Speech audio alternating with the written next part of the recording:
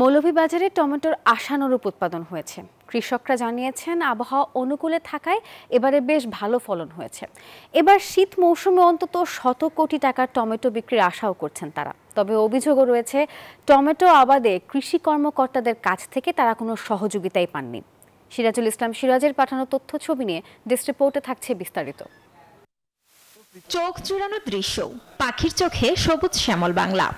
একটু নিচে নামলেই ফসলের মাঠে সারি সারি গাছ, যেদিকে চোখ যায় সেদিকেই ঝুলছে কাঁচা পাকা টমেটো।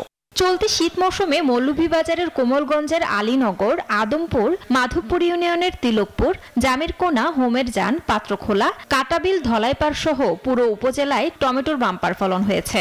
একমাত্র স্মার্ট সিটি বসুন্ধরা, আধুনিকতায় এক ধাপ এগিয়ে।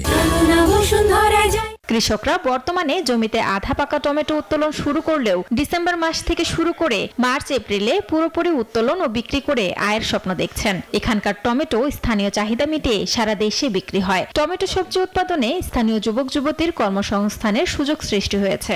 আলহামদুলিল্লাহ, আমার এখানে 15-16 জন মানুষ কাজ করডা, আর আমার পাশে আরো বহুত জনের ক্ষেত আছে, তারা একটু আরো বড় প্রজেক্ট। আলহামদুলিল্লাহ, তারা এখানে আরো 20-25 জন মানুষের কর্মস্থলের ব্যবস্থা হয়েছে। তারারও পরিবার মোটামুটি সুন্দরভাবে চলে। একটা প্রজেক্ট করে আমাদের এখানে 100 মানুষ দিনমজুরি কাজ করছেন। এখানে কাজ করে কেউ নিজের বাপ মাকে পালন করছে। এই সমস্ত খামারে যদি অল্প পার্সেন্টে লোন দেওয়া হয়, কর্মসংস্থান আসবে এবং সবজির চাহিদা আসবে এবং সাধারণ কৃষকের বিজ্ঞানের বিশ্বাস সৃষ্টি হবে। 2024 সালের 3 দফা বন্যায় টমেটো নষ্ট হওয়ার পর এবার ভালো ফলনে ক্ষতি পুষিয়ে নিতে পারবেন বলে আশা কৃষকদের। তবে স্থানীয় কৃষি বিভাগের পক্ষ থেকে কোনো ধরনের সহযোগিতা পাচ্ছেন না বলে অভিযোগ তাদের। কৃষি অফিস থেকে আমাদের যে কৃষকদের যে উপকরণ দেওয়ার কথা, তো এগুলো আসলে সেভাবে পায় না কৃষকরা। আমরা কৃষক হলে কোনো বরাদ্দ পাই নাই এখনো, কিন্তু আমরা খুব কষ্টের বিনয়ে আমরা কৃষিকাজ করতেছি। ছেলে মেয়েরা সবাই কাজ করে 300 টাকা 400 টাকা রুজি পাইয়া নিজের বাচ্চা কাচ্চাদেরকে স্কুলে পাঠাইতে পারতেছে। অভিযোগের বিষয়টি অস্বীকার করছেন কৃষি বিভাগের এই কর্মকর্তা।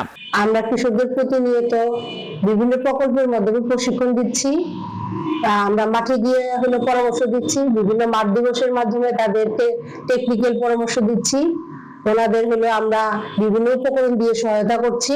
কৃষি বিভাগের তথ্য মতে চলতি বছর জেলায় শীতকালীন 1200 হেক্টর জমিতে টমেটো চাষাবাদ হয়েছে। Desk report, news 24।